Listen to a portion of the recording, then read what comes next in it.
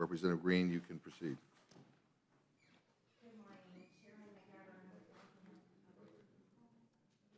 There we go. Good morning, Chairman McGovern, Ranking Member Cole. One thing I'm happy to see out of everyone on this committee is a passion for saving lives.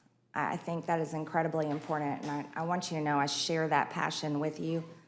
The heartbreaking, I guess, responsibility that we all have is when a tragedy occurs, like the horrific shooting in Uvalde, the attack in Buffalo against Black Americans, and attacks anywhere. It definitely makes us feel like we have to do something to stop these things. But I think the reality that we all have to recognize we have to live with is that there's nothing that any of us can do, there's no law that we can create that can change the heart and the mind of another human. See, people have been killing other people since the beginning of time, and this was long before guns were ever invented. And it will continue to go on in places where people don't have guns to defend themselves. Murder still exists. We already have laws against murder. We already have many gun control laws, but yet it continues. Now, I want to recognize the fact that I want to share something with you. In 1990, when I was in high school, and our schools became gun-free school zones, another student at my school brought guns to school, into our school, and our school went on lockdown. Now, the only person in our school that day was our very upset, and definitely he had mental problems, many issues going on. He'd been bullied, and he'd brought guns to school to kill other students. And that was one of the most terrifying days of my life. It was shocking to all of us. We'd never been through anything like that, never expected it. And it's a real fear. It is a terrible fear as a teenager, as a student, to know that the only person that is in control of everything going on is a very upset, mentally ill person with a gun. And that no one else in the school building has a gun to protect us or to protect anyone. And that was a lesson for me. It was a very real lesson for me that I never want to be in a situation where I am powerless to defend myself, my family, or anyone else. And it has been cemented in me. As a woman, I never want to be powerless. I never want to be without a gun, because the gun is the great equalizer. And as a mother of 3 children, I've dropped my children off at school year after year, every single school year, knowing that if that happened at my high school, when schools became gun-free school zones, that it could happen at one of their schools, because their schools were gun-free school zones. And that's a fear that no parent should feel. And then just recently, speaking with friends of mine in Georgia, Angela Stanton King, also Martin Luther King's niece, Alveda King, and others, and we were discussing the shooting in Buffalo. The most disturbing part about that horrible young man that went there and murdered those people that day is he wrote in his manifesto that he chose that area because of their strict gun control laws, and that he knew he could go and kill as many people as he could because they couldn't defend themselves. Those were his words in his manifesto. And my heart breaks for Black Americans, especially in Buffalo. They couldn't defend themselves. Now, all of us work, and we're here together in a body in a building that is protected by men with guns.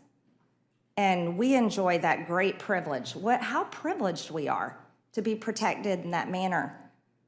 But the American taxpayers, the average American citizen, the people that voted for us, that sent us here to represent them, they don't have that privilege that we have. They don't have the privilege to be protected by armed guards with AR-15s and 9mm and semi-automatic weapons.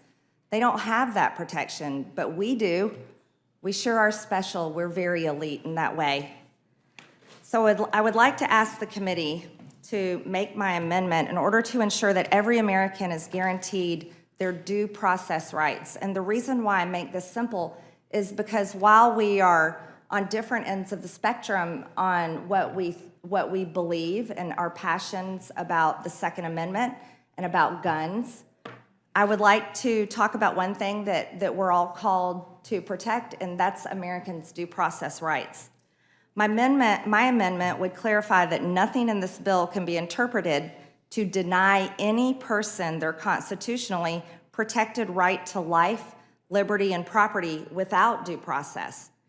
Now, here's the problems in this bill that just came out of the Senate. This legislation violates the clear language of the Second Amendment that the right to keep and bear arms shall not be infringed.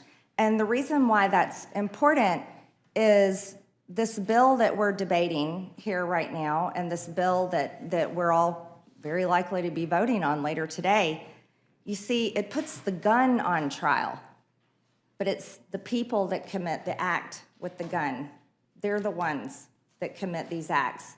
And we know that they can murder people other ways. Darrell Brooks proved that by driving a car through a Christmas parade, running people down. So we have to do everything we can to protect the due process rights and the rights of Americans to keep and bear arms, because it shall not be infringed. Just yesterday, the Supreme Court upheld the right of lawful gun owners to carry their weapons outside the home and reaffirmed the individual right to keep and bear arms. And it's an irony that that happened out of the Supreme Court at the same time when Republican and Democrat senators were coming together to actually violate Americans' Second Amendment rights. Instead of listening to the court's clear precedent in multiple cases, Congress is actually trying to disarm gun owners.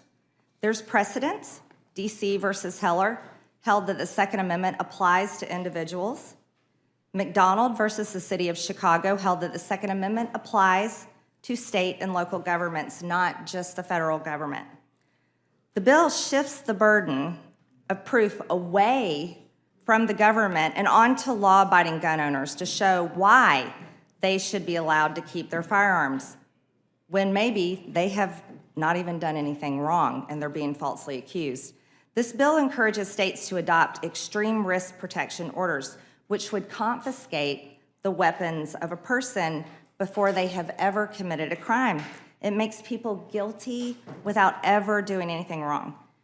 Now, even though the bill lists several due process protections, such as an in-person hearing, an unbiased adjudicator, the right to know opposing evidence, the right to present evidence, and the right to confront adverse witnesses, here's the real issue.